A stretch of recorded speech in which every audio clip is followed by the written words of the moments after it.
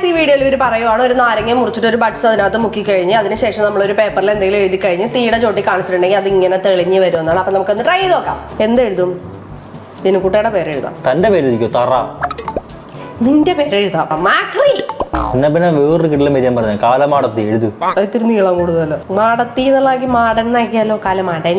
ഇവൻ എന്നെ എന്തോരം കളിയാക്കിയാലും ഞാൻ സ്നേഹനിധിയായ ഭാര്യ ആയതുകൊണ്ട് ഞാൻ ഇവന്റെ പേര് എഴുതുള്ളൂ. അന്ന് ഇവന് പഴം കൊടുക്കാത്തതുകൊണ്ട് ഞാൻ സ്റ്റൂളിൽ നിന്ന് വീണത്. കീരി എന്നെ കൊണ്ട് വയ്യ.